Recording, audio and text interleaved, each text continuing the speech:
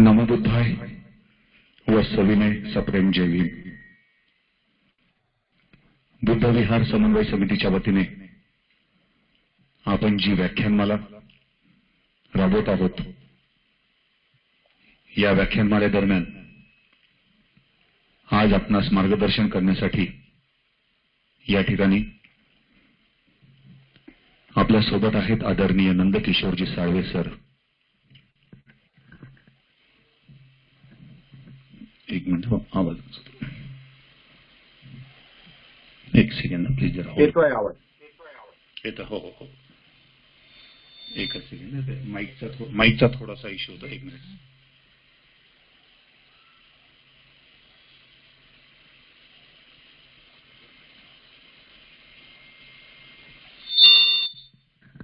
हा, ओके, आता ठीक आहे.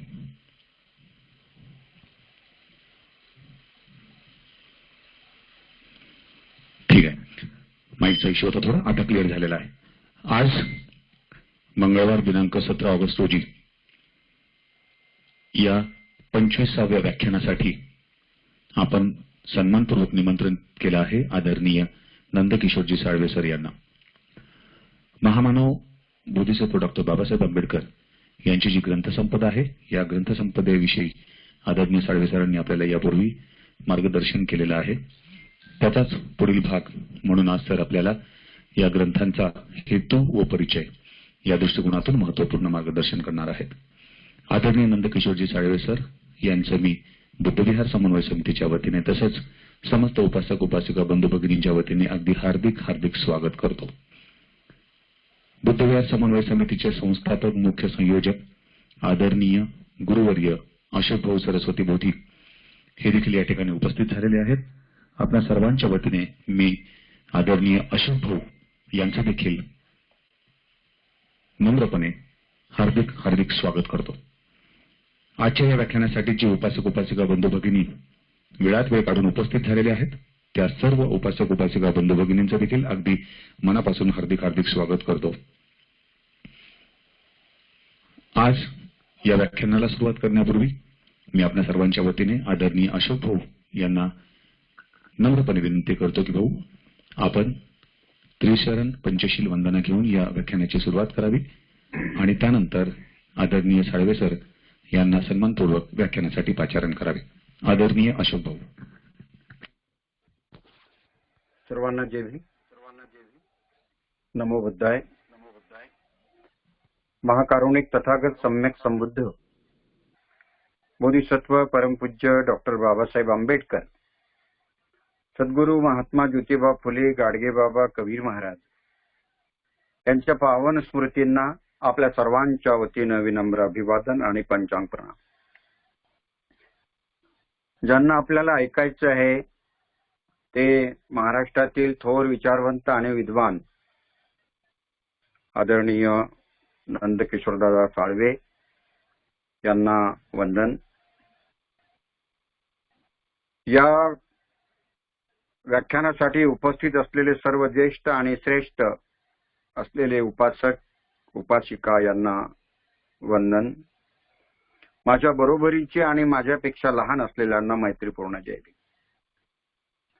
उपक्रमाचे समन्वयक मुख्य समन्वयक शील सदाचार संपन्न बंधुवत मित्र प्राध्यापक उमेश पठारे सर आणि आपण सर्व. नंदकिशोरदादा साळवे यांना आपण बाबासाहेबांची ग्रंथसंपदा याविषयी ऐकणार आहोत. तत्पूर्वी आपण परंपरेप्रमाणे त्रिशरण पंचशील ग्रहण करूया. आपण हात जोडावे. अरहं सम्मा संबुद्धो भगवा बुद्धं भगवन्तं अभिवादे. साक्षातो भगवता धम्मो धम्मं नमस्सामि. सुपटिपन्नो भगवतो सावक संघो संघं नमामि.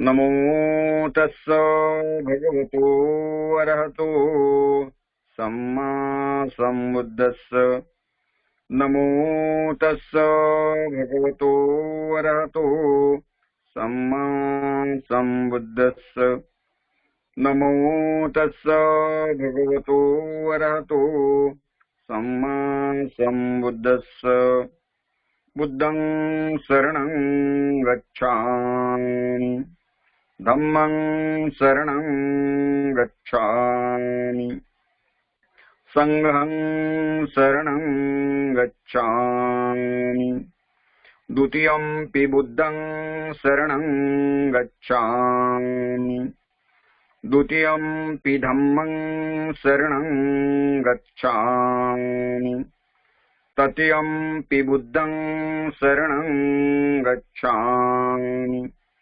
तृतीयंपि धम्मं शरणं गच्छामि तृतीयंपि संघं शरणं गच्छामि पाणातिपाता वेरमणि सिक्खापदं समादियामि अदिन्नादाना वेरमणि सिक्खापदं समादियामि कामेषु मिच्छाचारा वेरमणि सिक्खापदं समादियामि मूसावादा वेरमणि सिक्खापदं समादियामि सूरामेरयमज्जपमादट्ठाना वेरमणि सिक्खापदं समादियामि साधु साधु साधु इमाय धम्मानुधम्मपटिपट्टिया बुद्धं पूजेमि इमाय धम्मानुधम्मपटिपट्टिया धम्मं पूजेमि इमाय धम्मानुधम्मपटिपट्टिया संघं पूजेमि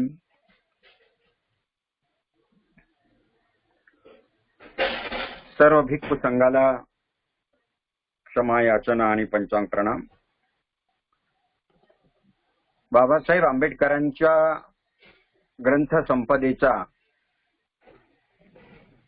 परिचय आणि हेतू हा प्रत्येक भारतीयांना माहिती असणं गरजेचं आहे. त्याशिवाय या देशामध्ये सामाजिक परिवर्तन होणे कठीण आहे आणि म्हणून दादांना या विषयाचा जे ज्ञान आहे त्याचा पुरेपूर उपयोग व्हावा या दृष्टीने आपण प्रयत्न करीत आहोत. आपल्या सर्वांच्या वतीने मी दादांचे स्वागत करतो आणि याचना करतो, नंदकिशोर दादा साळवे, आपण आम्हाला बाबासाहेब आंबेडकरांची ग्रंथसंपदा परिचय आणि हेतू या विषयावरती व्याख्यान देऊन उपकृत करावे. आदरणीय वंदनीय नंदकिशोर दादा साळवे.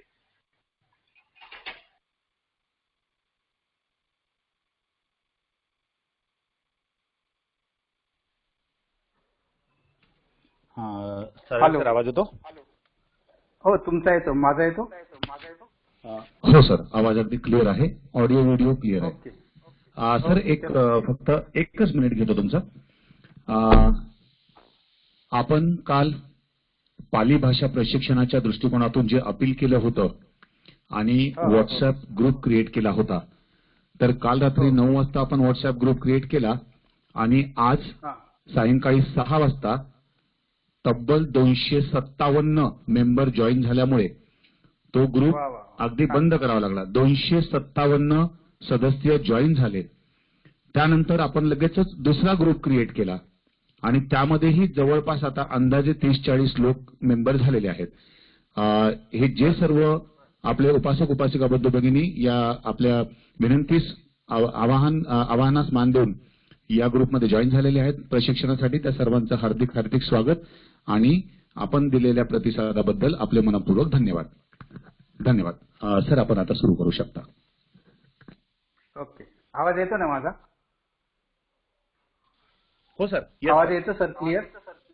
हो सर क्लिअर. ओके, चलो करू सुरुवात. Yes sir. धन्यवाद. नमो तस्स भगवतो अर्हतो सम्मा संबुद्धस्स. नमो तस्स भगवतो अर्हतो सम्मा संबुद्धस्स. नमो तस्स भगवतो अर्हतो सम्मा संबुद्धस्स. महाकारुणी तथागत भगवान बुद्ध, परमपूज्य बोधिसत्व विश्वरत्न डॉक्टर बाबासाहेब आंबेडकर यांच्या प्रतिमांना, स्मृतींना आणि विचारांना विनम्र अभिवादन. बुद्धविहार समन्वय समिती यांच्या माध्यमातून वर्षावासानिमित्त हा जो उपक्रम या ठिकाणी सुरू केलेला आहे ऑनलाईन व्याख्यानाचा, तो अतिशय स्तुत्य असा उपक्रम आहे. जसे की आता आमचे मित्र प्राध्यापक उमेश पठारे सरांनी सांगितलं की केवळ पाली भाषा शिकण्यासाठी 24 तासाच्या पूर्वी ग्रुप ओपन केला आणि त्याच्यामध्ये जवळजवळ 250 मान्यवरांनी सहभाग नोंदवला. ही फार अभिमानाची गोष्ट आहे माझ्यासाठी सुद्धा. त्याचं कारण असं की नाशिकमध्ये आम्ही मागील 6 वर्षापासून पाली भाषेचे कोर्स चालवतो आहे. केवळ आता या कोरोनाच्या परिस्थितीमुळे आपल्याला ते ऑनलाईन घ्यावे लागत आहे.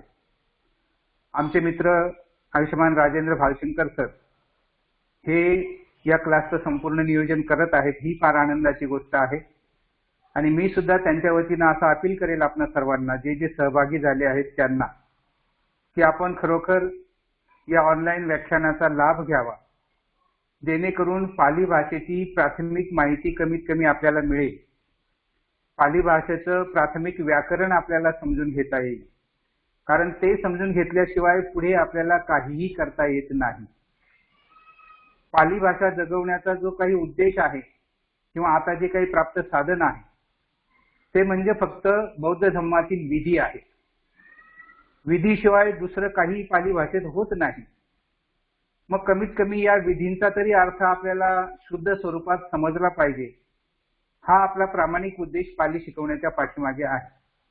आणि म्हणून ज्यांनी ज्यांनी या उपक्रमामध्ये सहभागी झालेले आहेत त्यांचं सुद्धा मी मनपूर्वक स्वागत करतो आणि व्याख्यानाला सुरुवात करतो.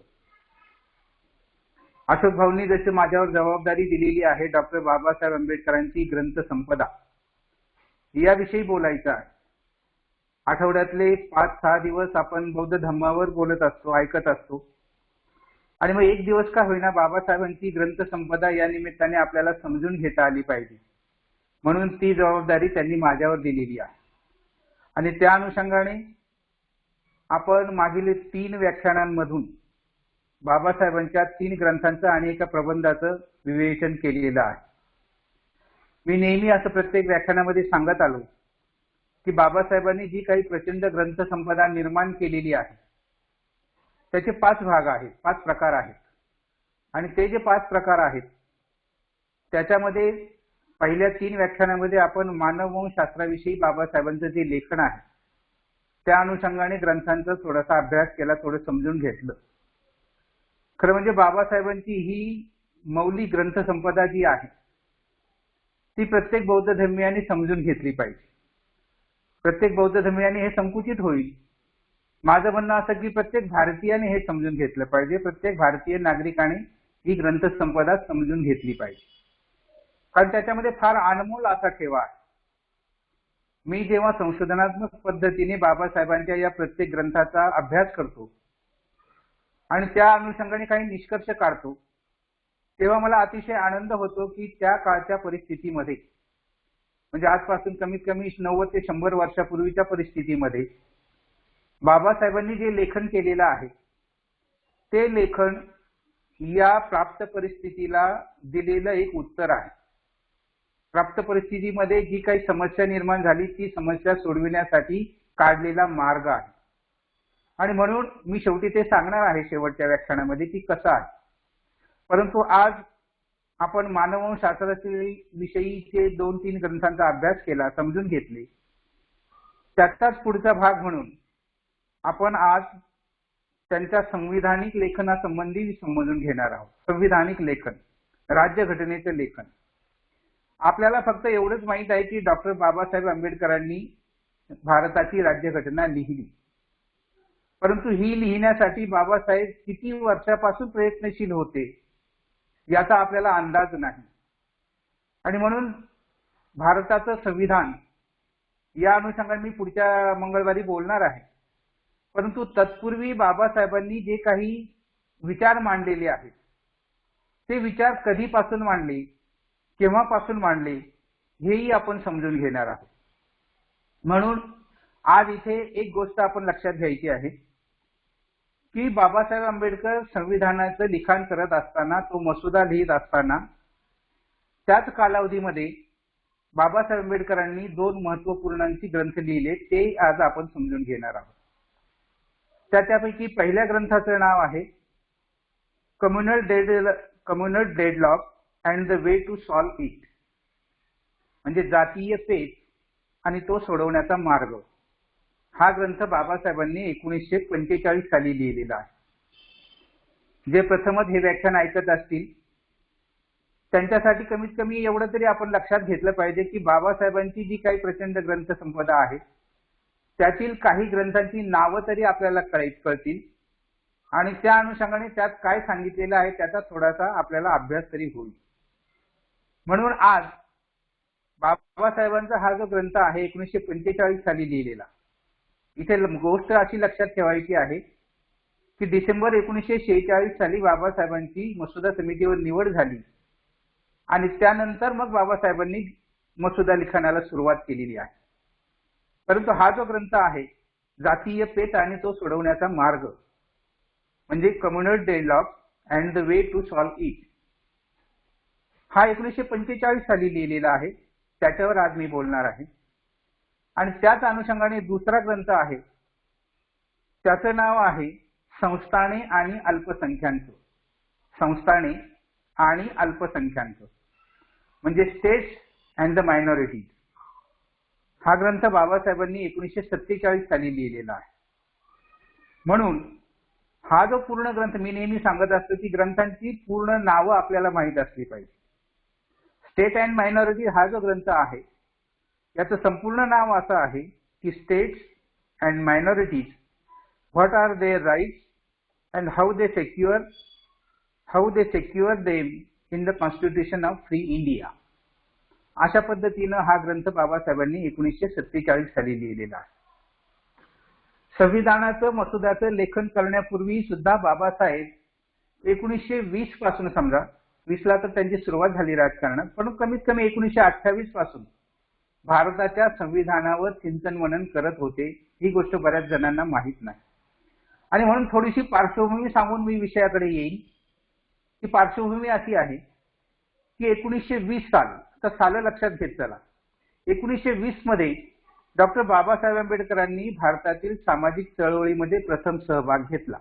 1920 पासून बाबासाहेबांनी सामाजिक चळवळीमध्ये पहिल्यांदा सहभाग घेतला, तो कोल्हापूरमधून घेतलेला आहे. कारण असं की मार्च 1920 मध्ये कोल्हापूर जिल्ह्यातील माणगाव इथं जे संमेलन भरलं होतं, जी परिषद भरलेली होती, बहिष्कृत वर्गाची परिषद असं त्या परिषदेचं नाव होतं. मार्च 1920 मध्ये ती परिषद झाली आणि त्या परिषदेमध्ये बाबासाहेबांनी जे काही भाषण केलेलं आहे ते भाषण त्यांच्या सार्वजनिक जीवनातलं पहिलं भाषण आहे बांधवांनो. आणि तिथून खऱ्या अर्थानं बाबासाहेबांच्या सामाजिक कार्याला सुरुवात झालेली आहे, कारकिर्दीला सुरुवात झालेली आहे. म्हणून लक्षात गोष्ट ही ठेवायची आहे की बाबासाहेबांचं पहिलं भाषण जे आहे ते माणगावच्या बहिष्कृत वर्गाच्या परिषदेतील आहे. तिथून त्यांनी आपल्याला सामाजिक कार्याला प्रथम सुरुवात केलेली आहे. पुढे 1928 मध्ये सायमन कमिशन भारतात आलं. आता सायमन कमिशन हा सुद्धा खूप मोठा विषय आहे.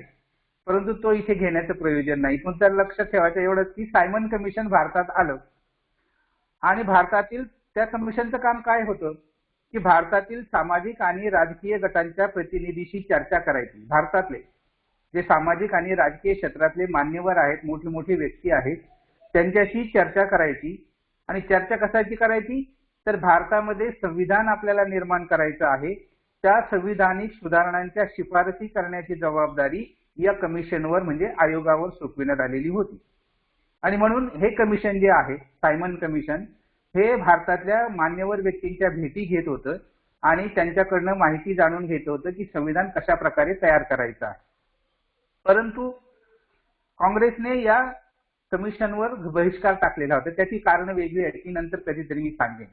परंतु काँग्रेसने जरी बहिष्कार टाकलेला होता तरी बाबासाहेब आंबेडकरांनी मात्र बहिष्कृत हितकारणी या संस्थेच्या वतीने 29 मे 1928 रोजी एक निवेदन या कमिशनला सादर केलेलं आहे.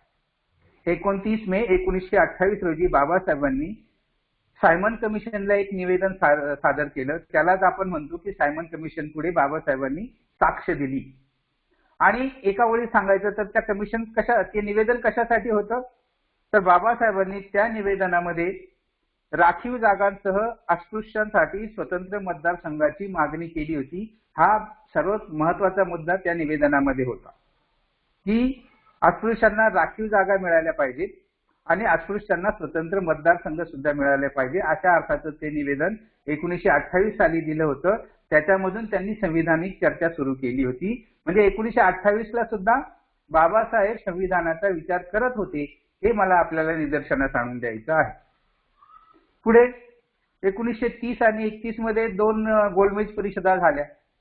आता आपल्याला सगळ्यांना गोलमेज परिषदा झाल्या इंग्लंडमध्ये एवढं सगळ्यांना माहिती आहे. परंतु गोलमेज परिषदेचा मुख्य विषय काय होता हे जर अनेकांना विचारलं तर बऱ्याच लोकांना त्याची माहिती नसते की गोलमेज परिषद कशासाठी घेतली होती आणि तिचा मुख्य विषय काय होता. म्हणून त्याला जे राऊंड टेबल कॉन्फरन्स असं म्हटलेलं आहे. 1930 साली पहिली झाली, 1931 मध्ये दुसरी झाली. या ज्या 2 गोलमेज परिषदा झाल्या त्याचा मुख्य विषय होता की भारतासाठी राज्यघटना तयार करणे. लक्षात घ्या हा फार महत्वाचा विषय तिथे चर्चेला आलेला आहे. परंतु बऱ्याच आंबेडकरी अनुयायांना तो माहीत नाही की गोलमेज परिषदेमध्ये मुख्य विषय काय होता. म्हणून गोलमेज परिषदेचा मुख्य विषय होता की भारतासाठी राज्यघटना तयार करणे, त्याच्यावर सविस्तर चर्चा करून भारतीय प्रतिनिधींची मते जाणून घेणे. आता पहिल्या गोलमेज परिषदेला काँग्रेसचं कोणी गेले नाही, मात्र बाबासाहेब गेले होते आणि तिथे काय घडलेले आहे तो सुद्धा एक स्वतंत्र विषय होऊ शकतो. परंतु त्या ठिकाणी जाऊन बाबासाहेबांशी त्यांनी सविस्तर चर्चा केली, त्यांचंही मत जाणून घेतलं आणि त्या ठिकाणी सुद्धा बाबासाहेब आंबेडकरांनी संविधानाविषयीच आपले विचार मांडलेले आहेत. म्हणजे 1930-31 मध्ये सुद्धा बाबासाहेब संविधानाचा विचार करत होते. स्वातंत्र्य मिळाल्यानंतर भारतात एक जबाबदार सरकार असावे, त्या सरकारची रचना कशी असावी या 2 प्रश्नावर बाबासाहेबांनी त्या परिषदेमध्ये आपले विचार मांडलेले आहेत. पुढे 1937 साली संविधान निर्मितीपूर्वी या देशामध्ये खरं म्हणजे 1935 चा कायदा लागू होता. आपल्याला माहित असेल की संविधान निर्माण होण्यापूर्वी हे देश कुठल्या आधारे चालत होता, कुठल्या कायद्यावर चालत होता तर ज्याला गव्हर्नमेंट ऑफ इंडिया ऍक्ट 1935 असं संबोधलेलं आहे तो कायदा लागू होता. आणि त्या कायद्यानुसार 1935च्या कायद्यानुसार भारतामध्ये 1937 साली सार्वजनिक निवडणुका झाल्या आणि त्या निवडणुकीमध्ये बाबासाहेबांचा जो पक्ष होता स्वतंत्र मजदूर पक्ष इंडिपेंडन्स लेबर पार्टी त्या पक्षाला प्रचंड बहुमत प्रचंड यश मिळालं आणि 15 जागा काही ठिकाणी 17 म्हटलेलं आहे, काही ठिकाणी 15 म्हटलेलं आहे. पण तो विषय आपला नाही. 15 किंवा 17 एवढं गृहीत धरायचं. जास्तीत जास्त जागा त्या पिरियडमध्ये 1937 सालच्या सार्वत्रिक निवडणुकीमध्ये बाबासाहेबांच्या स्वतंत्र मजूर पक्षाला मिळाल्या होत्या आणि त्या जागा मिळाल्यानंतर 1937 पासून डॉक्टर बाबासाहेब आंबेडकरांनी भारताच्या राजकारणात प्रवेश केलेला आहे आणि भारताच्या राजकारणामध्ये ते प्रस्थापित झालेले आहे. जसं मी सुरुवातीला सांगितलं की 1920 मध्ये बाबासाहेब आंबेडकर सामाजिक कार्यात सहभागी झाले आणि 1937 पासून बाबासाहेब आंबेडकर भारताच्या राजकारणामध्ये प्रस्थापित झाले. हा मुद्दा फक्त लक्षात घ्यायचा आहे. त्यानंतर 1945 मध्ये दिनांक 6 मे 1945 मध्ये मुंबईच्या नरे पार्क येथे बाबासाहेब आंबेडकरांची एक सभा झाली होती आणि त्या सभेचाच विषय असा होता की भारताच्या भविष्यकालीन राज्यघटनेचे स्वरूप आणि रूपरेषा.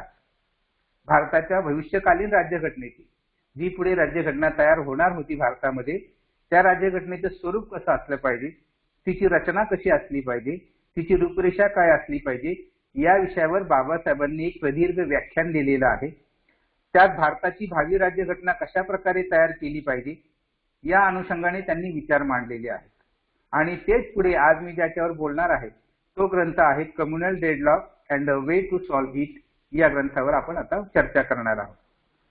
त्यानंतर 1946 मध्ये जे अंतरिम सरकार आलं, आता अंतरिम सरकार म्हणजे काय हा सुद्धा एक मुद्दा आहे, परंतु एवढं सगळं स्पष्ट सांगायला वेळ नसतो. म्हणून जे काही अंतरिम सरकार आलं त्यावेळेस डॉक्टर बाबासाहेब आंबेडकर 9 जुलै 1946 रोजी बंगाल प्रांतामधून जोगेंद्र मंडल यांच्या सहकार्याने विधानसभेवर निवडून आले होते. बाबासाहेब निवडून आले हे खरं, परंतु इतिहास खूप मोठा आणि खूप क्लेशदायक इतिहास आहे बांधवांनो. मुद्दा असा की बंगाल प्रांतामधून जे 3 राज्य होते, जे 3 जिल्हे होते, त्या 3 जिल्ह्यामधून बाबासाहेब आंबेडकर निवडून आले होते. त्या 3 जिल्ह्यांना त्यावेळेच्या सत्ताधारी पक्षाने पाकिस्तानमध्ये ढकलून दिलं होतं. म्हणजे द्वेष इतका होता की ज्यांनी बाबासाहेबांना मतदान केलं त्या सर्व मंडळींना इथल्या सरकारने पाकिस्तानमध्ये धाडलं आणि तो पूर्ण प्रदेश जो आहे तो पाकिस्तानच्या वाट्याला दिला. म्हणून बाबासाहेबांचं तो प्रदेश पाकिस्तानच्या वाट्याला गेल्यामुळे आणि बाबासाहेब त्या पश्चिम बंगालच्या मधून विधानसभेवर निवडून आल्यामुळे तो पुढचा जो भाग आहे तो मात्र रद्द झाला. कारण तोच भाग मुळात पाकिस्तानमध्ये गेल्यामुळे बाबासाहेबांचं प्रतिनिधित्व रद्द झालं. परंतु बाबासाहेब आंबेडकरांनी त्या काळच्या सरकारच्या भोवती अशी काही परिस्थिती निर्माण केली, फार मोठा क्रांतिकारी इतिहास आहे तो. आपल्याला असं सांगितलं जातं की अमक्याने शिफारस केली म्हणून बाबासाहेबांना विधान समितीवर घेतलं, तमक्याने शिफारस केली म्हणून बाबासाहेबांना समितीवर घेतलं, परंतु इतिहास खोटा आहे बांधवा. मुळे घटना समितीवर घेतलेलं नाही. तर बाबासाहेब आंबेडकरांनी अशी काही परिस्थिती निर्माण केली होती की खुद्द काँग्रेसला सुद्धा बाबासाहेबांना डावलता आलं नाही इच्छा असून सुद्धा, आणि त्यांनीच मग मुंबई प्रांतातून पुन्हा बाबासाहेबांना निवडून आणलेला आहे, असा तो इतिहास आहे. इतिहास फार जहाज आहे. जहाज म्हणण्याचं कारण असं की बाबासाहेब आयुष्यभर काँग्रेसच्या विरोधात लढले, तरी सुद्धा मजबुरी म्हणून काँग्रेसला त्यांना निवडून आणावं लागलं. हे बाबासाहेबांचं केवढं मोठं यश आहे बांधवा. आज होईल का असं? आज पक्षामधला एखादा माणूस जर विरोधी पक्षात असेल, किंवा समजा आज बाळासाहेब आंबेडकर असतील ते विरोधी पक्षात आहेत, परंतु आजची जी राजकीय परिस्थिती आहे किंवा आजची जी सत्ताधारी आहेत त्यांना कधी असं वाटेल की बाळासाहेब आंबेडकरांच्या ज्ञानाचा फायदा करून घेण्यासाठी त्यांना आपल्या पक्षात घ्यावं? नाही झालं तर आज होऊ शकत नाही. पण त्या काळात बाबासाहेबांनी अशी परिस्थिती निर्माण केली आणि काँग्रेसनी बाबासाहेबांना मुद्दाम विधानसभेवर निवडून आणलं. हा इतिहास आहे. आणि अशा पद्धतीनं 1928 पासून बाबासाहेब संविधानाच्या प्रक्रियेत होते. आणि मग त्याचाच एक जो भाग आहे तो म्हणजे बाबासाहेबांनी संविधान सभेवर जाण्यापूर्वी किंवा त्याच्या अगोदर हे जे 2 ग्रंथ लिहिलेले आहेत त्या ग्रंथांचा आपण आढावा घेणार आहोत. तो आढावा मी यासाठी निवडला आहे की आपल्याला केवळ बाबासाहेब आंबेडकरांनी भारताची राज्यघटना लिहिली एवढंच फक्त माहित आहे, पण त्या अगोदर बाबासाहेबांनी जे काही राज्यघटनेच्या अनुषंगाने लेखन केलेलं आहे ते या 2 ग्रंथांमध्ये आलेलं आहे. ते आज आपल्याला समजून घ्यायचं आहे. म्हणून पहिला जो ग्रंथ आहे त्यातला communal deadlock and a way to solve it, जातीय पेच आणि तो सोडवण्याचा मार्ग. काही लोक त्याचा विपर्यास करतात आणि त्या ग्रंथाचं नाव जातीय पेच आणि तो सोडवण्याचा उपाय असं शब्द प्रयोग करतात. अतिशय चुकीचा आहे. माझं असं म्हणणं आहे की बाबासाहेबांच्या विचारांना आपण तोडमोड करून सादर करता कामा नये. तिथे जर वे म्हटलेलं आहे त्या मूळ इंग्लिश वर्डिंग मध्ये communal deadlock and a way to solve it, याचा अर्थ मार्ग. म्हणून त्याचं मराठी भाषांतर असं केलेलं आहे की जातीय पेच आणि तो सोडवण्याचा मार्ग. हा मुद्दा सुद्धा लक्षात ठेवायचा. हा जो ग्रंथ आहे हा ग्रंथ मी सुरुवातीला जसं सांगितलं की बाबासाहेबांचं मुंबईमध्ये झालेलं एक प्रदीर्घ भाषण आहे. 6 मे 1945 रोजी मुंबईतल्या नरे पार्कवर Akhil Bharatiya schedule caste federation या संस्थेच्या अधिवेशनातील अध्यक्षपदावरून बाबासाहेबांनी ते भाषण केलं. आणि त्यानंतर दिल्लीची एक कंपनी होती, प्रकाशक कंपनी, तिचं नाव होतं P&O प्रिंटिंग प्रेस. दिल्लीची जी एक प्रकाशक कंपनी होती त्या कंपनीचं नाव होतं P&O printing press, new Delhi. येथे त्यांनी ते छापून घेतलं आणि 1945 साली ग्रंथरूपाने प्रसिद्ध केलेला आहे. हा त्या ग्रंथाची पार्श्वभूमीचा इतिहास आहे. कम्युनल म्हणजे जातीय आणि डेडलॉक म्हणजे पेच प्रसंग. पेच म्हणजे काय? पेच म्हणजे अडचण किंवा समस्या किंवा एखादा डावपेच असं आपण म्हणतो ना, त्या अनुषंगाने पेच म्हणजे अडचण. जातीय पेच हे 3 प्रकारचे आहेत असं बाबासाहेब सुरुवातीलाच नमूद करतात. या ग्रंथाचं वैशिष्ट्य असं आहे की याच्यामध्ये जातीय पेच जो आहे तो राजकारणाच्या अनुषंगाने मांडलेला आहे. जातीय पेच 3 प्रकारचे म्हणजे सामाजिक जातीय पेच असतात, धार्मिक जातीय पेच असतात आणि राजकीय जातीय पेच असतात. म्हणून हे जे राजकीय जातीय पेच आहेत हे बाबासाहेबांनी या ग्रंथामधून प्रकर्षाने मांडलेले आहेत. भारताच्या राजकारणात सुद्धा जातीय पेच प्रसंग आहेत, तेव्हाही होते आणि आजही आहेत. आपल्याला सगळे माहिती आहे की कशा पद्धतीनं आपल्या लोकांना तिथे डावललं जातं. म्हणजे जातीय पेच आजही राजकारणामध्ये आहेत. आणि या ग्रंथाचं वैशिष्ट्य असं की राजकारणातील जातीय पेच हे बाबासाहेबांनी प्रामुख्याने नमूद केलेले आहे. आजही राजकारणात जातीय पेच आहेत. आपल्या समाजातल्या नेत्यांना किंवा मंत्र्यांना सुद्धा कसं डावललं जातं ते सुद्धा आपण बघितलेलं आहे, आपण अनुभवतो आहे. संसदेतली परिस्थिती थोडीशी वेगळी आहे. संसदेमध्ये आज जे नेतृत्व बसलेलं आहे ते खरं म्हणजे आपल्यावर लादलेलं नेतृत्व आहे. ज्या बाबासाहेबांनी त्या काळामध्ये संसद गाजवली आपल्या विद्वत्तेने, त्याच बाबासाहेबांचा संसदीय वारसा सांगणारे आज तिथे फालतू विनोद करून इतरांना हसवतात. ही बाबासाहेबांच्या विचारांची केवढी विटंबना आहे बांधवा. याचा अतिशय गंभीरपणे विचार केला पाहिजे. कोणावर टीका टिप्पणी म्हणून नव्हे, परंतु वास्तवच असं आहे की ज्या बाबासाहेब आंबेडकरांनी आपल्या वैचारिकतेने आणि प्रचंड बुद्धिमत्तेने संसद गाजवली आणि विरोधी पार्टीतल्या 500 पैकी 499 लोकांना आपल्या तालावर नाचवलं आणि आपण जे काही सांगितलं ते पटवून दिलं आणि त्यांना मान्य करायला लावलं, त्या बाबासाहेबांचा संसदीय वारसा आजचे जे त्या ठिकाणी प्रतिनिधी बसलेले आहेत ते अतिशय खालच्या दर्जाला घेऊन गेलेले आहेत. ही सगळी राजकीय शोकांतिका आहे. त्याविषयी जास्त भाष्य मी करत नाही, फक्त परिस्थिती आपल्याला लक्षात आणून देतो. म्हणून मुद्दा असा की राजकारणामध्ये आजही जातीय पेच आहेत आणि म्हणून ते कोणते पेच आहेत, त्यातून मार्ग कसा काढला जाऊ शकतो हे स्पष्ट करण्यासाठी आणि हिंदुस्थानची भावी राज्यघटनेचे स्वरूप. आता मी इथे काही ठिकाणी हिंदुस्थान शब्द वापरतो कारण त्या काळची परिस्थिती आपल्या निदर्शनास यावी म्हणून. बाबासाहेबांनी हिंदुस्थान शब्द त्यावेळेस वापरलेले आहेत आणि राज्यघटना निर्माण झाल्यावर मग आपण भारत भारत म्हणायला लागलेलो आहोत. म्हणून मुद्दाम हेतुपुरस्सर परिस्थितीचं गांभीर्य ओळखून त्या काळातल्या हिंदुस्थान असा शब्द वापरतो आहे. त्याच्या पाठीमागे माझं दुसरं कुठलाही उद्देश नाही. कृपा करून ही गोष्ट लक्षात घ्या. नाही तर तुम्ही म्हणाल हे सुद्धा हिंदुस्थानच म्हणायला लागले, परंतु तसं नाही. म्हणून ते जे शब्द बाबासाहेबांनी वापरले तेच वर्डिंग मी आज केवळ विषयाची गंभीरता लक्षात घेण्यासाठी वापरतो आहे. म्हणून हिंदुस्थानच्या भावी राज्यघटनेचे स्वरूप आणि रचना कशी असावी हा या ग्रंथाचा मुख्य विषय आहे. आता परिस्थिती बघा कशी आहे की 1945 ते 1950 या 6 वर्षामध्ये डॉक्टर बाबासाहेब आंबेडकरांचं संपूर्ण लक्ष भारताच्या राजकारणामध्ये आणि भारताची राज्यघटना लिखाण करण्यामध्ये या 2च गोष्टीवर केंद्रित झालेलं होतं. 1945 ते 1950 पर्यंत या 6 वर्षाच्या काळामध्ये बाबासाहेबांचं लक्ष केवळ भारताचं राजकारण आणि भारतीय राज्यघटनेचं लिखाण या 2च गोष्टीवर केंद्रित झालेलं होतं.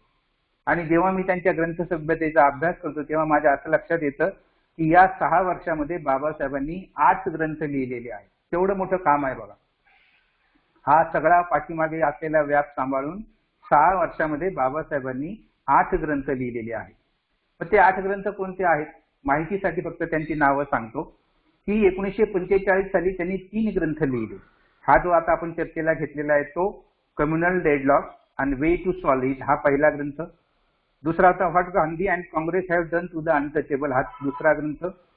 आणि तिसरा होता the history of Indian currency and banking. हे 3 ग्रंथ 1945 साली बाबासाहेबांनी लिहिले. त्याच्यानंतर 1946 साली हू वेअर शूद्रा हा ग्रंथ लिहिला, ज्याच्यावर आपण मागच्या वेळेस भाष्य केलेलं आहे. त्यानंतर 1947 साली स्टेट अँड मायनॉरिटी, ज्याच्यावर आपण आज बोलणार आहोत, तो ग्रंथ लिहिला. नंतर 1948 साली 2 ग्रंथ लिहिले. त्यातला होता एक Maharashtra and A Maharashtra as A linguistic state, प्रांतिक भाषीय राज्य, भाषिक राज्य अशा अर्थाने तो लिहिलेला आहे. नंतर दी अनटचेबल हा सुद्धा एक ग्रंथ त्यांनी 1948 मध्ये लिहिला. आणि 1949 मध्ये भारताचं संविधान लिहिलं. 26 नोव्हेंबर आपण तसं बघतो की 1949 साली देशाला अर्पण केलं, म्हणून 49 मध्ये त्यांनी भारताचं संविधान लिहिलं. असे 8 ग्रंथ बाबासाहेबांनी त्या काळामध्ये लिहिलेले आहेत 6 वर्षाच्या कालखंडामध्ये. हा जो ग्रंथ ज्याची आपण चर्चा करत आहोत कम्युनल डेडलॉकची, हा ग्रंथ म्हणजे भारताची राज्यघटना लिहिण्यास सुरुवात करण्यापूर्वीचे लिखाण आहे. 1946 पासून त्यांनी राज्यघटना लिहायला सुरुवात केली आणि मग हा ग्रंथ 45 असल्यामुळे राज्यघटना लिहिण्यापूर्वीचं हे लेखन आहे. आणि त्याच्यामुळे मग त्यांनी भावी राज्यघटनेची रूपरेषा कशी असावी, ती कोणी लिहिली पाहिजे हा बेसिक मुद्दा होता. कोणी लिहिली पाहिजे म्हणजे ती ब्रिटिशांनी लिहिली पाहिजे की ती भारतीयांनी लिहिली पाहिजे, असा एक वाद त्या काळामध्ये होता. म्हणून ती कोणी लिहिली पाहिजे, तिचे हुकूम कोणी मानले पाहिजे, घटना तयार झाल्यावर तिच्या अनुषंगाने चालणं गरजेचं आहे. म्हणून ती कोणी मान्य केली पाहिजे, ब्रिटिशांनी मान्य करायची का, ते कसं शक्य होईल, याच्यावर सुद्धा बाबासाहेबांनी भाष्य केलेलं आहे. म्हणून ती कोणी मान्य केली पाहिजे, तिला कोणी पाठिंबा दिला पाहिजे, अशा सर्व मुद्द्यांची चर्चा या कम्युनल डेडलॉक मध्ये केलेली आहे. त्या काळच्या राजकीय क्षेत्रामध्ये वावरणाऱ्या काही दिग्गज पुढाऱ्यांचं असं म्हणणं होतं की ब्रिटिश सरकारने भारताची राज्यघटना तयार करून हा जातीय पेच प्रसंग सोडवा. बाबासाहेबांनी या विचाराला विरोध केला. त्या काळच्या राजकारणामध्ये जी मंडळी होती त्यांनी असं सुचवलं की ब्रिटिशांनी ती राज्यघटना लिहावी भारताची आणि या जातीय पेच प्रसंगातून आमची सोडवणूक करावी. परंतु केवळ एकटे बाबासाहेब होते की ज्यांना हा विचार मान्य नव्हता. आणि म्हणून बाबासाहेब म्हणाले की भारताची राज्यघटना ब्रिटिशांना लिहिणं हे केवळ निरुपयोगी ठरणारं काम आहे. त्याचं कारण असं की राज्यघटना जर ब्रिटिशांनी लिहिली तर पुढील काळामध्ये ब्रिटिश लोक काही या ठिकाणी राहणार नाहीत. ते जर नसेल तर ती घटना आपल्यावर लादल्यासारखं होईल. आणि म्हणून बाबासाहेबांनी त्या विचाराला विरोध केला होता. आणि असं स्पष्टपणे बाबासाहेब तिथे म्हणतात की आता हिंदी लोकांनी, हिंदी शब्द वापरलेले भारतीयांनी नव्हे, आता हिंदी लोकांनी राज्यघटना तयार करण्याची जबाबदारी स्वीकारून हिंदी लोकांसाठी आणि हिंदी लोकांच्या इच्छेनुरूप घटना तयार केली पाहिजे. हे बाबासाहेबांनी प्रकर्षाने या ग्रंथामध्ये मांडलेलं आहे. पुढे भारतीय राज्यघटना तयार करण्यासाठी घटना समितीची स्थापना करायची होती. आणि मग हा सगळा जो काही या ग्रंथामध्ये विचार मांडलेला आहे तो घटना समितीच्या अनुषंगानेच मांडलेला आहे. सुरुवातीला बाबासाहेबांना घटना समितीची आवश्यकता नाही असं वाटत होतं. म्हणून भारतीय राज्यघटना जर तयार करायची असेल तर त्यासाठी घटना समिती स्थापन केली पाहिजे आणि राजकारणातील जातीय प्रश्नावर तोडगा शोधण्याचे काम केले पाहिजे. यासाठी असं ब्रिटिशांनी ठरवलं. आणि मग ब्रिटिशांनी जे जे ठरवलं ते लंडन मधून येत होतं. ब्रिटिशांनी इथे काही असा मुद्दा ठरवला की तो तिकडे कळवायचा आणि मग तिकडचे जे पंतप्रधान आहेत त्या काळचे चर्चिल वगैरे त्यांनी तिकडनं कमिशन पाठवायचं. जसं की सुरुवातीला मी सांगितलं सायमन कमिशन आलं होतं, ते ब्रिटिशांची कमिशन तिकडनं येत होते, आयोग तिकडनं येत होते, एक योजना घेऊन येत होते आणि ती भारतामध्ये ते राबवत होते. अशाच पद्धतीने ब्रिटिशांनी जेव्हा ठरवलं तेव्हा घटना समितीची रचना करण्यासाठी एक कमिटी तयार करण्यात आली. तिचं नाव होतं Stafford Cripps committee, sir Stafford Cripps committee. ही जी कमिटी आहे ही कमिटी लंडन मधून इथे आली होती आणि त्यांनी सुद्धा भारतामध्ये त्या काळामध्ये त्या कमिटीचं काम काय होतं की त्यात कोणत्या पक्षाचे लोक ठेवायचे घटना समितीमध्ये, घटना समितीमध्ये कोणत्या पक्षाचे किती लोक ठेवायचे, कोणत्या जातीचे किती लोक ठेवायचे, हे सगळं ठरविण्यासाठी ही कमिटी भारतामध्ये आली होती. आणि त्यांनी मग त्यावेळेस ती योजना भारतामध्ये राबवून चौकशी करायला सुरुवात केली होती, अहवाल सादर करायला सुरुवात केली होती. परंतु मुद्दा असा की त्या कमिटीमध्ये म्हणजे क्रिप्स समितीमध्ये क्रिप्स आयोगामध्ये जे काही मुद्दे होते ते भारतातल्या एकाही नेत्याला पसंत पडले नाहीत. त्याच्यामुळे तोही खरं म्हणजे मोठा राजकारण आहे त्याच्यामध्ये. जेव्हा सविस्तर इतिहास वाचतो तेव्हा अगदी ब्रिटनच्या पंतप्रधानापासून त्यांनी क्रिप्सला इथे का पाठवलं, क्रिप्सच्या विरोधात इथे कुठलं वातावरण तयार केलं आणि कसं त्याला अयशस्वी केलं, मोठा इतिहास आहे बांधवांनो तो. परंतु ती क्रिप्स कमिटी जेव्हा आली तिचा एकही उद्देश भारतीयांना पटला नाही आणि म्हणून भारतीयांच्या विरोधी पक्षाने काय केलं, एक सप्रू नावाची कमिटी तयार केली, सप्रू आयोग नावाचा आयोग तयार केला. या दोन्ही क्रिप्स कमिटी आणि सप्रू कमिटी या दोन्ही कमिटींचा बाबासाहेबांनी जेव्हा अभ्यास केला तेव्हा त्यांच्या असं लक्षात आलं की या दोन्ही कमिटीमध्ये अस्पृश्यांना प्रतिनिधित्व नाही आणि म्हणून बाबासाहेबांनी या दोन्ही आयोगांना विरोध केला, या दोन्ही कमिशनना विरोध केला आणि स्वतःची एक योजना तयार केली. फार महत्वाची गोष्ट बाबासाहेबांनी त्या काळामध्ये केली. बाबासाहेबांनी या दोन्ही कमिशनचे विचार मान्य केले नाहीत आणि स्वतःची एक योजना तयार केली आणि ती योजना काय आहे ती या कम्युनल डेडलॉक मध्ये मांडलेली आहे. आता ती योजना जी आहे ती ग्रंथ वाचला तर ती संपूर्ण आकडेवारीमध्ये आहे. एका बाजूला जाती लिहिलेल्या आहेत, एका बाजूला शासनाने सांगितलेले लोकांचे प्रतिनिधित्व लिहिलेलं आहे आणि दुसऱ्या बाजूला बाबासाहेबांना अस्पृश्यांसाठी किती प्रतिनिधित्व पाहिजे, अल्पसंख्याकांसाठी किती प्रतिनिधित्व पाहिजे याचा आकडेवारीमध्ये सविस्तर उल्लेख केलेला आहे. त्यामुळे उपाय जो आहे तो केवळ इथे आकडेवारी सांगून तुम्हाला समजणार नाही आणि तो सांगण्याचं काही प्रयोजन सुद्धा नाही. परंतु बाबासाहेब आंबेडकरांनी या दोन्ही समित्यावर विश्वास नव्हता, त्यामुळे त्यांनी या समित्यांना सहकार्य करण्याचे नाकारले आणि स्वतःच 1945ला एक योजना सादर केली आणि त्याच्यामध्ये जातीय प्रश्न नेमके कोणते आहेत ते या ग्रंथातून मांडलेले आहे. आता जातीय प्रश्न असं मी सारखं म्हणतो आहे, परंतु त्या काळची जी राजकीय व्यवस्था होती, जसं आज लोकसभा आहे, राज्यसभा आहे किंवा राज्यांमध्ये विधानसभा आहे, विधान परिषद आहे, तशी त्या काळामध्ये कायदे मंडळ होतं, त्या काळामध्ये कार्यकारी मंडळ होतं आणि मग कायदे मंडळामध्ये अस्पृश्यांच्या प्रतिनिधींचा प्रश्न हा एक जातीय प्रश्न आला. त्याचबरोबर कार्यकारी मंडळामध्ये अस्पृश्यांची प्रतिनिधित्व हा एक प्रश्न आला. म्हणजे जातीय प्रश्न असे होते की कार्यकारी मंडळामध्ये अस्पृश्यांचे प्रतिनिधी किती असले पाहिजेत, कायदे मंडळामध्ये अस्पृश्यांचे प्रतिनिधी किती असले पाहिजेत आणि नोकऱ्यामधील प्रश्न हा सुद्धा एक जातीय प्रश्नच होता. म्हणजे नोकर भरतीचा प्रश्न होता, आरक्षणाचा प्रश्न होता, लोकांना नोकऱ्या देण्याचा प्रश्न होता. हे सगळे प्रश्नांना बाबासाहेबांनी जातीय प्रश्न असं संबोधलेलं आहे. जसं की आपण सामाजिक विचार करतो, सामाजिक प्रश्नामध्ये काय येतात की जातीयता येते, गुलामगिरी येते, शिक्षण येतं, सामाजिक प्रतिष्ठा येते. हे सगळे जातीय प्रश्न आहेत, हे सगळे सामाजिक प्रश्न आहेत. परंतु जातीय प्रश्नामध्ये शासन त्या काळामध्ये जे चालवत होतं त्या कार्यकारी मंडळामध्ये अस्पृश्यांचं प्रतिनिधित्व आहे की नाही त्याला जातीय प्रश्न असं म्हटलेलं. राजकारणातील जातीय प्रश्न हा मुद्दा लक्षात ठेवायचा आहे आणि अशा पद्धतीनं बाबासाहेबांनी या ग्रंथामध्ये मांडणी केलेली आहे. या ग्रंथाचं वैशिष्ट्य असं की कायदे मंडळातील प्रतिनिधी आणि कार्यकारी मंडळातील प्रतिनिधी यांचं जे काही शेकडा प्रमाण आहे ते प्रमाण जातीच्या लोकसंख्येनुसार किती आहे याची सविस्तर आकडेवारी दिलेली आहे. आणि असे बाबासाहेबांच्या ग्रंथामध्ये इतका प्रचंड अभ्यास केलेला आहे की भारतातल्या 11 राज्यांचं सविस्तर तक्ते बाबासाहेबांनी तयार केलेले आहे. त्या 11 राज्यांमध्ये आपल्या अस्पृश्यांचं प्रतिनिधित्व किती कमी आहे आणि किती असायला पाहिजे याची अशी सखोल माहिती दिलेली आहे. त्याचबरोबर त्या काळामध्ये म्हणजे ज्या जाती होत्या त्याच्यामध्ये हिंदू, मुसलमान, ख्रिश्चन, अँग्लो इंडियन, पारशी आणि अस्पृश्य अशा जातींमध्ये त्याचं विभाजन केलेलं आहे आणि मग ते अस्पृश्यांचे प्रतिनिधी किती असायला पाहिजे याच्यावर बाबासाहेबांनी मार्ग सुचवलेले आहेत. हे या ग्रंथामध्ये नमूद केलेलं आहे.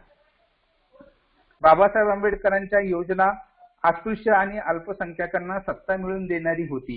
म्हणजे आता हा जेव्हा बाबासाहेबांनी ही योजना सादर केली आणि ती जेव्हा राजकारण्यांनी वाचली तेव्हा त्यांच्या असं लक्षात आलं की ही जी योजना आहे ही जर लागू केली तर अस्पृश्यांचंच राज्य इथे येईल, अल्पसंख्याकांचंच राज्य इथे येईल आणि त्यामुळे या योजनेवर बऱ्याच प्रमाणामध्ये खूप टीका झालेली आहे. बाबासाहेबांच्या प्रत्येक लेखनावर खरं म्हणजे टीका झालेली आहे. पण बाबासाहेबांचं मन म्हणा किंवा हृदय म्हणा किंवा विचारांची आवाका म्हणा तो इतका प्रचंड होता की एवढी मोठी टीका होऊन सुद्धा बाबासाहेब कधीही विचलित होत नसत. ते अतिशय परखडपणे त्या टीकेला उत्तर सुद्धा देत असत. आणि त्या उत्तरामध्ये त्यांची जी भाषा आहे ती इतकी लागणारी आणि बोचणारी भाषा आहे विरोधकांना की त्याच्या आपल्याला कल्पना सुद्धा करता येत नाही. म्हणून त्या काळी टाइम्स ऑफ इंडिया नावाचं एक गाजलेलं वर्तमानपत्र होतं आणि त्या वर्तमानपत्राने बाबासाहेबांवर टीका केली, बाबासाहेबांच्या या लेखावर टीका केली आणि विशेष म्हणजे अग्रलेख लिहून टीका केली की आंबेडकरांच्या योजनेमध्ये हिंदू आणि मुसलमानांपेक्षा अस्पृश्यांचे जास्त हित साधलेले आहे अशी टीका त्यांनी केली. त्यालाही बाबासाहेबांनी फार सुंदर उत्तर दिलेलं आहे.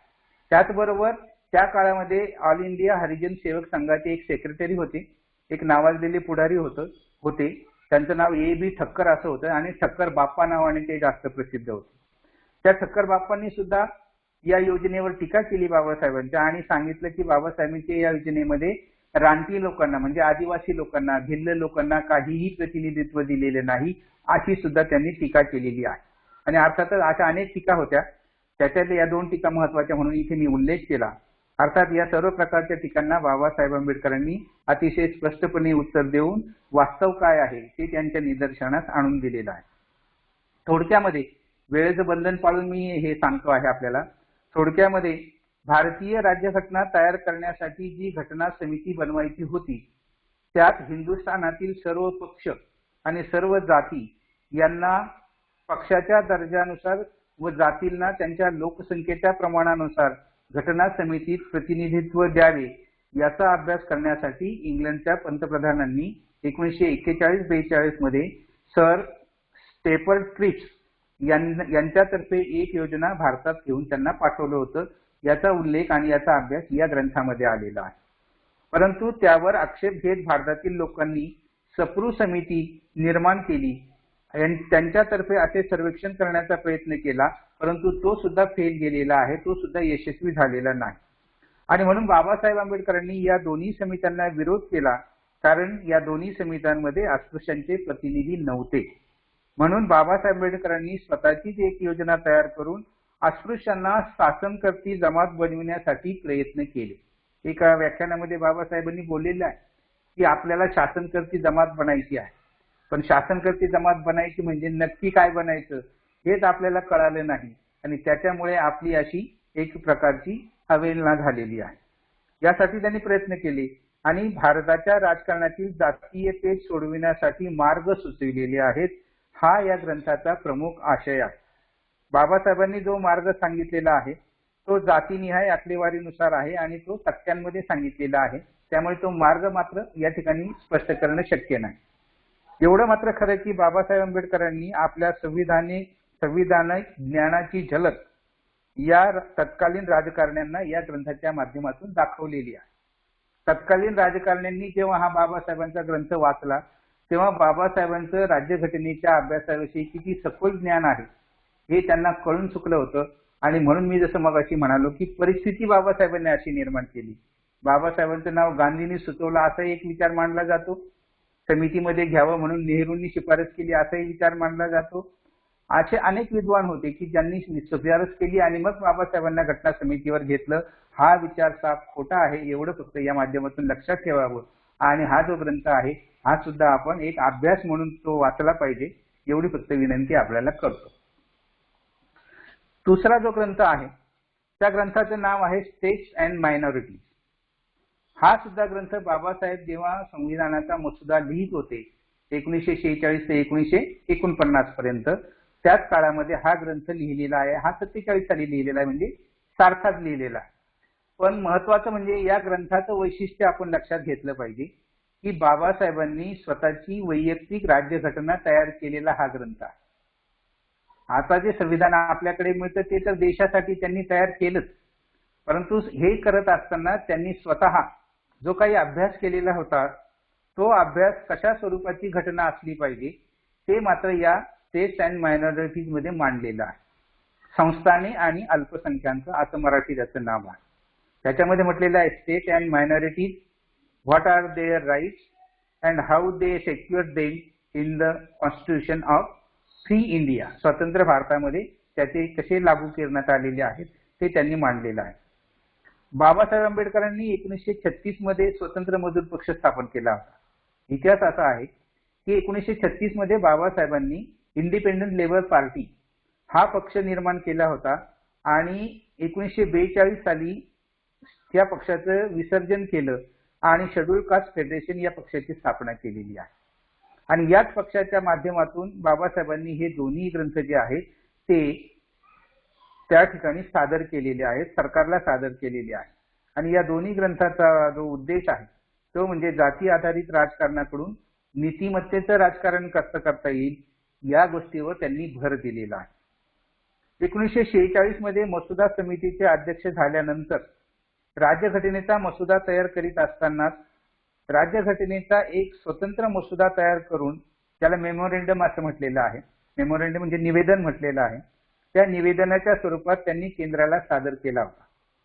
मसुदा तयार करत असतानाच हा स्वतंत्र मेमोरेंडम त्यांनी तयार केला आणि घटना सादर करण्यापूर्वी 26 नोव्हेंबर 1949 पूर्वी त्यांनी हे मेमोरेंडम जे आहे ते केंद्र सरकारला सादर केलं होतं. त्याचंच नाव आहे स्टेट अँड मायनॉरिटीज. हा मसुदा इतका परिवर्तनीय आणि क्रांतिकारी होता की त्याच्या आधारे त्याच्या भयाने तत्कालीन पुढारी अस्वस्थ झाले होते. कारण हा मसुदा जर मान्य केला तर मनुवादाचं साम्राज्य नष्ट होईल असं त्या ठिकाणी त्यांना भीती वाटली आणि त्याच्यामुळे त्यांनी फक्त हा मसुदा स्वीकारला. पण त्याच्या मसुद्याच्या माध्यमातून सुद्धा तत्कालीन राजकारण्यांना किंवा नेहरू आणि त्यांच्या भोवतीचे जे राजकारणी होते वल्लभभाई पटेल सारखी मंडळी यांना हे कळून चुकलं होतं की बाबासाहेबांचा घटनेविषयी प्रचंड अभ्यास आहे. म्हणूनच तर त्यांनी पुढे निवडून आणलं बाबासाहेबांना. शेड्यूल कास्ट फेडरेशनच्या वतीने मसुदा घटना समिती सादर केला तो मूळ अस्खलित इंग्रजी भाषेमध्ये होता. हे जे स्टेट अँड मायनॉरिटीज आहे हा पूर्ण इंग्लिश मध्ये लिहिलं. बाबासाहेबांचं इंग्लिश जे आहे ते अमेरिकन आणि इंग्लंड मधलं इंग्लिश आहे. आणि ते इंग्लिश म्हणजे मी मागे एकदा सांगितलं की प्रबंध लिहित असताना बाबासाहेब जे काही वाक्यरचना करत असत ती अभिजात वाङ्मयाच्या दर्जाची रचना असते. आणि अभिजात वाङ्मयाची दर्जाची रचना असल्यामुळे तेच स्वरूप या स्टेट अँड मायनॉरिटीज मध्ये सुद्धा दिसत आहे आपल्याला. इतकं सुंदरपणे त्यांनी इंग्लिश मध्ये हा संपूर्ण ग्रंथ लिहिलेला आहे. आणि सुरुवातीला त्याचं जे नाव आहे ते framing of India's constitution. State and minorities या ग्रंथाचं मूळ नाव जे आहे ते होतं framing of India's constitution. Framing होतं ते म्हणजे पुढची जी सविस्तर घटना लिहिली जाणार आहे ते एका फ्रेम मध्ये कसं बसवलं जाईल, थोडक्यात कसं बसवलं जाईल, ब्रीफ मध्ये कसं बसवलं जाईल त्याची ही फ्रेमिंग होती. आणि त्यामुळे या ग्रंथाला फ्रेमिंग ऑफ इंडियन कॉन्स्टिट्यूशन असं नाव दिलेलं होतं. पुढे हेच निवेदन 1947 साली त्यांनी थॅकर अँड कंपनी मुंबई यांच्या वतीनं ग्रंथ स्वरूपात प्रकाशित केले आणि त्याला ही पहिली राज्यघटना असं म्हणतात. मी पहिल्याच व्याख्यानामध्ये असं म्हटलं होतं की बाबासाहेबांनी 3 घटना लिहिलेल्या आहेत. केवळ भारताचं संविधान ही राज्यघटना लिहून थांबले नाही तर त्याच्यापूर्वी बाबासाहेबांनी हे पुस्तक लिहिलेलं आहे स्टेट अँड मायनॉरिटीज. ही सुद्धा एक मिनी घटना आहे. आणि त्याच्यानंतर बाबासाहेबांनी हिंदू कोड बिल लिहिलं. ती सुद्धा बाबासाहेबांनी स्त्रियांच्या उद्धारासाठी लिहिलेली एक घटनाच आहे. म्हणजे Hindu code bill, state and minorities आणि भारताचं संविधान अशा 3 घटना बाबासाहेबांनी लिहिलेल्या आहेत. हे सुद्धा आपण माहितीमध्ये असू द्यावं. अशा पद्धतीने हा ग्रंथ म्हणजे अस्पृश्यांच्या हक्कासंबंधी किंवा हिताचे रक्षण करण्याच्या तरतुदींचा खलिता आहे. हा जो स्टेट अँड मायनॉरिटीज ग्रंथ आहे याचा मूळ हेतू असा होता की अस्पृश्यांच्या हक्काचे किंवा हिताचे रक्षण करण्यासाठी ज्या काही तरतुदी केल्या आहेत त्या तरतुदीचा खलिता होता असं आपण निश्चितपणे या ठिकाणी म्हणू शकतो. अस्पृश्यांच्या हक्काचा मसुदा स्पष्ट करताना या ग्रंथाच्या प्रस्ताविकेत बाबासाहेब आंबेडकर म्हणतात की हिंदुस्थानात जसे जैन, पारशी, पंजाबी, मुस्लिम यांना अल्पसंख्याक मानले जाते तसे अस्पृश्यांनाही मानले जाते. हे खरे असले तरी अस्पृश्य हे इतर अल्पसंख्याकांसारखे अल्पसंख्याक नाहीत. मुद्दा लक्षात घ्या. अल्पसंख्याक जरी होते, जैन होते, पारशी होते, पंजाबी होते, मुस्लिम होते, हे सगळे अल्पसंख्याक होते. परंतु बाबासाहेबांनी हा मुद्दा प्रकर्षाने निदर्शनास आणून दिला की या अल्पसंख्याकांना संरक्षण आहे. यांच्यासाठी संरक्षणाच्या तरतुदी आहेत. त्याचबरोबर यांच्यासाठी जे काही अधिकार सुद्धा दिलेले आहेत. परंतु अस्पृश्य हे अल्पसंख्याक असून सुद्धा त्यांना कुठल्याही प्रकारचं संरक्षण नाही, कुठल्याही प्रकारचे अधिकार नाहीत.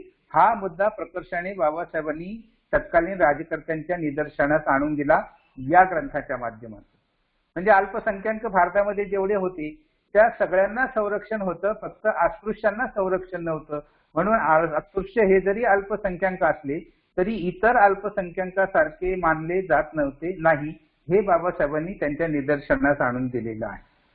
त्या पद्धतीनं सामाजिक, शैक्षणिक, आर्थिक सुविधा अस्पृश्य अल्पसंख्याकांना उपलब्ध नाहीत, त्या उपलब्ध करून देण्यासाठी किंवा त्यांना संरक्षण देण्यासाठी, प्रस्थापितांच्या अत्याचारापासून त्यांना संरक्षण मिळवून देण्यासाठी या घटनेमध्ये खास तरतुदी करणे आवश्यक आहे.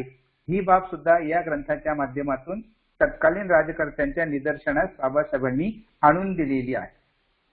मग पुढे या ग्रंथामध्ये जे काही म्हटलेलं, आता मी असं म्हणेल किंवा तुमच्या मनामध्ये अशी शंका येईल की मग भारतीय राज्यघटना आणि स्टेट अँड मायनॉरिटीज या ग्रंथामध्ये काय फरक आहे. तर आपल्या लक्षात मी हे आणून देतो की बाबासाहेबांनी इथे नागरिकांचे मूलभूत हक्क, अल्पसंख्याकांचे अधिकार आणि अस्पृश्यांच्या संरक्षणाविषयीच्या तरतुदी यांचं सविस्तर स्पष्टीकरण या ग्रंथामध्ये केलेलं आहे. अशा या ग्रंथाचे जे काही अंतरंग आहे ते अंतरंग सांगून मी थांबणार आहे. अंतरंग असं आहे की आपल्या मनामध्ये मी जसं म्हणालो की प्रश्न निर्माण होतो की मग मूळ राज्यघटनेमध्ये काय सांगितलेलं आहे आणि या स्टेट अँड मायनॉरिटी मध्ये काय सांगितलेलं आहे, असा प्रश्न आपल्या मनामध्ये निर्माण होतो. परंतु त्यामध्ये फरक आहे. त्याचं उत्तर असं की मूळ संविधानामध्ये मूलभूत अधिकारांचे अनुच्छेद सांगितलेले आहेत, कलम सांगितलेले आहेत. ते मी पुढच्या व्याख्यानामध्ये डिटेल कलम सांगणार आहे कुठले आहेत ते. परंतु मूलभूत अधिकारांमध्ये राज्यघटनेमध्ये जे मूलभूत अधिकार सांगितलेले आहेत त्याच्यामध्ये अनुच्छेद सांगितलेले आहे, म्हणजे कलम सांगितलेले आहेत. आणि या ग्रंथामध्ये मात्र मूलभूत अधिकारावर जर अतिक्रमण झालं किंवा मूलभूत अधिकारावर जर आक्रमण झालं तर त्याचे संरक्षण कसे करायचे याचा उपाय या ग्रंथामध्ये सांगितलेला आहे. कारण हा ग्रंथ बाबासाहेबांची वैयक्तिक मालमत्ता आहे. राज्यघटना ही देशाची मालमत्ता आहे, पण हा ग्रंथ बाबासाहेबांची वैयक्तिक मालमत्ता असल्यामुळे मूलभूत अधिकारावर जर आक्रमण झालं तर त्याचं रक्षण कसं करायचं याचे उपाय या ग्रंथामध्ये सांगितलेले आहे. मुद्दा असा की राज्यघटनेमध्ये फक्त कलम सांगितलेले आहेत आणि या कलमांचं रक्षण कसं केलं पाहिजे याचे उपाय या ग्रंथामध्ये सांगितलेले आहे. त्याचबरोबर अल्पसंख्याकांचे संरक्षण आणि अनुसूचित जातीचे संरक्षण कसे होईल याविषयीच्या तरतुदी सुद्धा या ग्रंथामध्ये सांगितलेल्या आहेत आणि त्याच्या संरक्षणाची हमी कशा प्रकारे साध्य करू शकतो याचे उपाय सुद्धा या ग्रंथामध्ये सांगितलेले आहेत. त्याच्यात महत्वाची गोष्ट अशी आहे की अल्पसंख्याकांवर अत्याचार झाल्यास न्यायालयाकडून संरक्षण मिळालं पाहिजे. आज पुन्हा अल्पसंख्याकांवर अत्याचार झालं तर आपण लगेच न्यायालयाचा दरवाजा ठोठावतो. हे कशामुळे साध्य झालेलं आहे तर या ग्रंथामुळे ते साध्य झालेले आहे. कोणी जातीभेद करून कमी उच्च नीचतेची वागणूक दिली तर त्याच्या विरुद्ध संरक्षण मागितलं पाहिजे. त्याच्या विरुद्ध न्याय मागण्याचा हक्क जो आहे तो या पुस्तकात या ग्रंथामधून दिलेला आहे. आर्थिक शोषण जर कोणी कोणाचं करत असलं, आर्थिक शोषण त्या काळामध्ये खूप होत होतं. त्यातल्या त्यात शूद्र आणि अस्पृश्य समाजाचं जास्त होत होतं, अतिशूद्रांचंही जास्त होत होतं. म्हणून ते संरक्षण, त्याचं संरक्षण मिळालं पाहिजे याच्यासाठीचा उपाय कोणता आहे तो या ग्रंथामध्ये सांगितलेला आहे. आणि सामाजिक बहिष्कार हा फार महत्वाचा मुद्दा आहे. सामाजिक बहिष्काराविषयी सुद्धा बाबासाहेबांनी या ग्रंथामध्ये कशा पद्धतीनं संरक्षण मिळालं पाहिजे, जर कुणावर सामाजिक बहिष्कार टाकला तर तो कोणत्या कलमानुसार आपल्याला त्याच्यातून न्याय मागता येतो हे राज्यघटनेत सांगितलेलं आहे. आणि मग त्या कलमानुसार त्याचं संरक्षण कसं करता येईल हे मात्र या ग्रंथामध्ये सांगितलेलं आहे. आणि म्हणून अशा पद्धतीनं स्टेट्स अँड मायनॉरिटीज याच्यामध्ये नागरिकांचं संरक्षणाचं, अल्पसंख्याकांचं, आर्थिक तरतुदीचं विश्लेषण बाबासाहेबांनी केलेलं आहे. परंतु ग्रंथाचं नाव काय आहे? संस्थाने आणि अल्पसंख्याक, स्टेट्स अँड मायनॉरिटी. म्हणून संस्थानाविषयी फक्त थोडंसं सांगून मी थांबतो की संस्थानाविषयी थोडंसं बोलत असताना महत्वाचा मुद्दा सांगून थांबतो की बाबासाहेब आंबेडकर जेव्हा घटनेचा मसुदा लिहित होते त्या काळामध्ये हिंदुस्थानामध्ये लहान मोठे धरून 600 संस्थानिक होते. 600 संस्थानिक, लहान मोठे संस्थाने आणि संस्थानिक हे जर प्रकरण तुम्ही वाचलं तर तुमच्या लक्षात येईल की भारत स्वतंत्र होण्याच्या अगोदर या हिंदुस्थानामध्ये जे काही 600 संस्थानिक होते त्यांना संघराज्यामध्ये समाविष्ट करणे हा अतिशय किचकट प्रश्न होता. त्याचं कारण असं की ही संस्थाने म्हणजे स्वतंत्र राज्यच होती. त्यांचे स्वतःचे कायदे होते, त्यांचा स्वतःचा राजा होता, त्यांचे स्वतःचे आर्थिक व्यवहार होते, त्यांचा स्वतःचा संस्थानिक होता आणि ही मंडळी अतिशय गर्भ श्रीमंत होती. हजारो एकर जमीन त्यांच्या ताब्यात होती, हजारो कोटींची मालमत्ता त्यांच्याकडे होती आणि हे संस्थानिक जे आहे हे प्रचंड अहंकारी होते, प्रचंड हट्टी होते आणि त्यापैकी काही संस्थानिक जे आहे, काही संस्थानं जी आहेत ती भारताच्या संघराज्यामध्ये विलीन होण्यास तयार नव्हती. आणि बांधवांनो, वैशिष्ट्य असं आहे की अशा प्रचंड अहंकारी संस्थानांना, गर्भश्रीमंत संस्थानांना, हजारो कोटीची मालमत्ता असलेल्या संस्थानिकांना बाबासाहेब आंबेडकरांनी आपल्या लेखणीच्या तालावर नाचवलेलं आहे. बघा केवढं मोठं यश आहे बाबासाहेबांचं. बाबासाहेबांकडे काही संपत्ती होती का? त्या गर्भश्रीमंत संस्थानिकांच्या पुढे बाबासाहेबांची आर्थिक जर परिस्थिती आपण बघितली तर ती शून्य होती, किंबहुना -0 होती असं म्हटलं तरी चालेल. परंतु अशा गर्भश्रीमंत संस्थानिकांना, हट्टी संस्थानिकांना, कर्मठ संस्थानिकांना, अहंकारी संस्थानिकांना बाबासाहेबांनी आपल्या लेखणीच्या बळावर नाचवलेला आणि त्यांना राजी केलेला आहे, त्यांना मान्य करायला लावलेलं आहे. आणि या सगळ्यांना हिंदुस्थान शब्द वापरलेला आहे तिथे, हिंदुस्थानातील संस्थानांच्या संघराज्यामध्ये प्रवेश करून घेण्याची प्रक्रिया बाबासाहेबांनी अतिशय नियोजनबद्ध पद्धतीने तयार केली. हे दुसरं कुणालाही साध्य झालं नसतं, परंतु बाबासाहेबांनी अशी काही योजना तयार केली होती. हे श्रीमंत जेवढे हे जेवढे संस्थानिक आहेत किंवा एवढी संस्थानं आहेत ती बाबासाहेबांच्या पुढे जाऊ शकली नाही, त्यांना विरोध करू शकली नाही आणि सर्व संस्थानिके या ब्रिटिश इंडियामध्ये समाविष्ट झाली. ब्रिटिश इंडिया त्या काळामध्ये भारताला ब्रिटिश इंडिया असं म्हटलं जात होतं जेव्हा ब्रिटिशांचं राज्य होतं तेव्हा.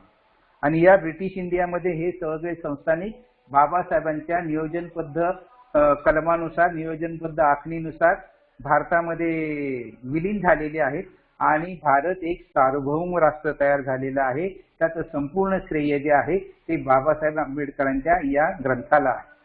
स्टेट अँड मायनॉरिटीज मधून बाबासाहेबांनी सांगितलेलं आहे त्या स्टेटची काय अवस्था आहे, त्या संस्थानांची काय परिस्थिती आहे, त्यांच्या अटी शर्ती कशा आहेत, त्या अटी शर्ती सुद्धा बाबासाहेबांनी निर्माण केल्या होत्या. कारण संस्थाने विलीन करून घ्यायची म्हणजे काय, तू चल बाबा माझ्याकडे ये आणि संपला असं नाही. त्यांचे काही नियम होते, त्यांच्या काही अटी होत्या, त्यांच्या काही शर्ती होत्या, त्या सगळ्या बाबासाहेबांनी नियोजन पद्धतीने तयार केल्या आणि भारतामध्ये या सगळ्या संस्थानांना विलीन करून घेतलं आणि सार्वभौम भारत तयार केलं. हे बाबासाहेबांच्या लेखणीचं यश आहे. सगळे संस्थानिक बाबासाहेबांच्या लेखणी पुढे झुकले, नमले, हे मला प्रामाणिकपणे आपल्या समोर नमूद करायचं आहे. आणि अशा प्रकारे बांधवांनो, ब्रिटिश इंडियामधील सर्व संस्थानांचे विलिनीकरण करून त्यांना भारतीय संघराज्यामध्ये समाविष्ट करण्यात डॉक्टर बाबासाहेब आंबेडकरांचे मोठे योगदान आहे. आणि त्यांनी लिहिलेल्या संविधानामुळेच भारत आज एक सार्वभौम राष्ट्र बनलेला आहे. त्याचं श्रेय स्टेट अँड मायनॉरिटीज या ग्रंथाला आहे. हे या ग्रंथाचं खास वैशिष्ट्य आहे. आणि अशा प्रकारे आपण या दोन्ही ग्रंथांचं विवेचन या ठिकाणी केलेलं आहे. ते करून मी या ठिकाणी थांबतो. धन्यवाद. जय भीम.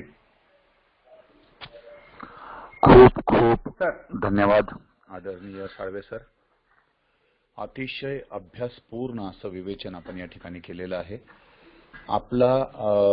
आपलं व्याख्यान म्हणजे एक वैचारिक खूप मोठी फिस्ट असते सर्वांना. आज तब्बल 121 उपासक उपासिका बंधू भगिनींनी आपल्या या व्याख्यानाचा लाभ घेतला आहे. अतिशय उत्कृष्ट अशी मांडणी आणि चॅटबॉक्समध्ये खूप साऱ्या कॉम्प्लिमेंट्स या ठिकाणी आलेल्या आहेत. त्या सर्व चॅटबॉक्स मधल्या कॉम्प्लिमेंट्सची मी तुम्हाला स्क्रीनशॉट्स काढून सर्व इमेजेस पाठवून देतो तुमच्याकडे. अतिशय पसंतीस उतरलेलं असं व्याख्यान. सर्व उपासक उपासिका बंधू भगिनींच्या वतीने आपले अगदी मनापासून खूप खूप आभार व्यक्त करतो सर. यानंतर आदरणीय अशोक भाऊ यांना नम्रपणे विनंती करतो की कृपया त्यांनी धम्मपालन गाथा व मंगल मैत्री घ्यावी.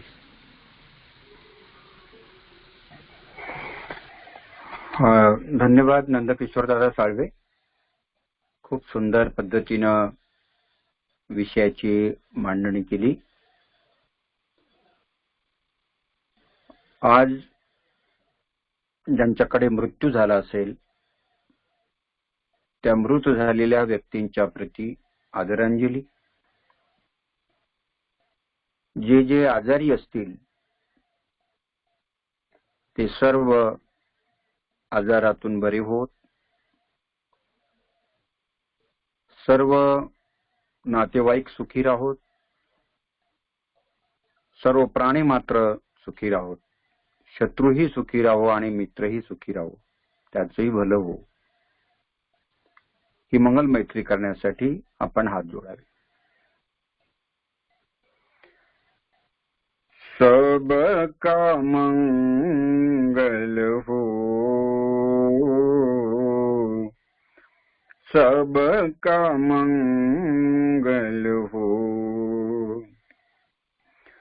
तेरा मंगल मेरा मंगल, सबका मंगल हो,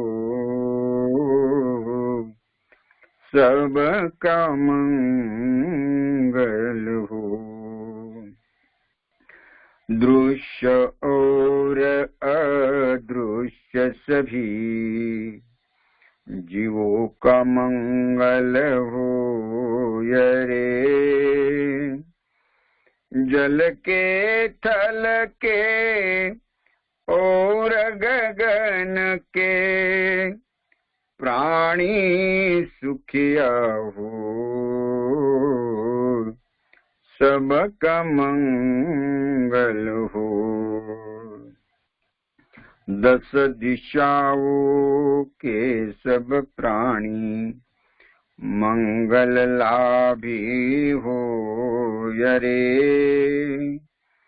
निर्भय हो निर्भैर बने सब, सभी निरामय हो, सबका मंगल हो. फिर से जागे धम्म जगत में, फिर से होवे जन कल्याण. जागे जागे धम्म जगत में, होवे जन कल्याण, होवे जन कल्याण. राग द्वेष मोह दूर हो जावे, जागे शील समाधि ज्ञान. जन जन के दुखड़े मिट जावे, फिर से जाग उठे मुस्कान, जाग उठे मुस्कान. जागे जागे धम्म की वाणी, मंगल मूल्य महाकल्याणी. जागे बुद्ध सदृश कोई ज्ञानी, होवे सुखी सब जग के प्राणी. सबका मंगल, सबका मंगल हो, सबका मंगल हो. तेरा मंगल मेरा मंगल, सबका मंगल हो, सबका मंगल हो. सब पाप सकरणं कुशलस्य उपसंपदा, सचित्त परियोदपनं एतं बुद्धान शासनं.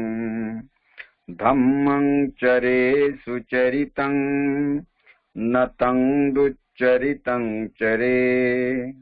धम्मचारी सुखं सेति अस्मिन् लोके परमित.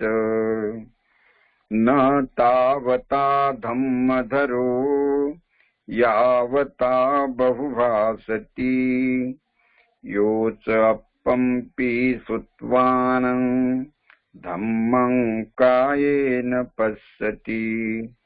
सवे धम्मधरो होति यो धम्मं न पमज्जति नत्थि मे शरणं अय्यं बुद्धो मे शरणं वरं एतेन सच्च वज्रेण होतु मे जयमङ्गलम् नत्थि मे शरणं अय्यं धम्मो मे शरणं वरं एतेन सच्च वज्रेण होतु मे जयमङ्गलम् नत्थि मे शरणं अय्यं संघो मे शरणं वरं एतेन सच्च वज्रेण होतु मे जयमङ्गलम् नमो बुद्धाय नमो धम्माय नमो संघाय साधु साधु साधु नमो इमाय धम्मानुधम्मपटिपट्टिया बुद्धं पूजेमि इमाय धम्मानुधम्मपटिपट्टिया धम्मं पूजेमि इमाय धम्मानुधम्मपटिपट्टिया संघं पूजेमि। सर्वांना जय भीम।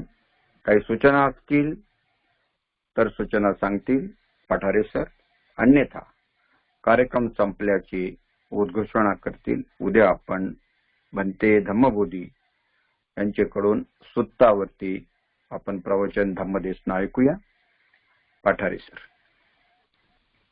धन्यवाद भाऊ। आपले आजचे व्याख्याते सन्माननीय नंदकिशोरजी साळवे सर यांचे पुनश्च मनापासून आभार व्यक्त करतो। त्याचप्रमाणे आदरणीय अशोक भाऊ यांचे देखील आभार व्यक्त करतो। समस्त उपासक उपासिका बंधू भगिनी जे आज वेळात वेळ काढून या व्याख्यानासाठी उपस्थित राहिले त्यांचे देखील मनापासून आभार व्यक्त करतो।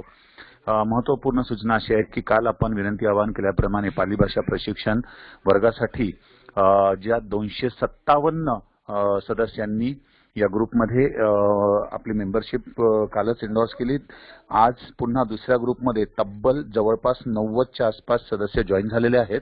म्हणजे ढोबळ मानाने अंदाजे 350 पेक्षा जास्त सदस्य आतापर्यंत या उपक्रमासाठी सहभागी होऊ इच्छित आहेत।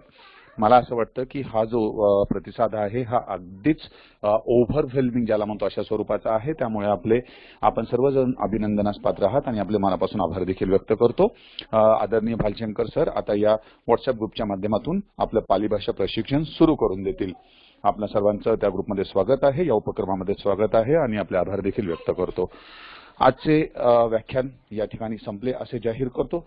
उद्या वंदनीय भिक्खू धम्मबोधी यांची धम्मदेशना ग्रहण करण्यासाठी आपण मोठ्या संख्येने जॉईन व्हाल अशी अपेक्षा बाळगतो आणि आपल्यासोबत आपण इतरही उपासक उपासिका बंधू भगिनींना जॉईन होण्यासाठी आवाहन कराल अशी देखील अपेक्षा बाळगतो। थांबतो। सर्वांना पुनश्च नमो बुद्धाय, सविनय सप्रेम, जय भीम। धन्यवाद। Good night.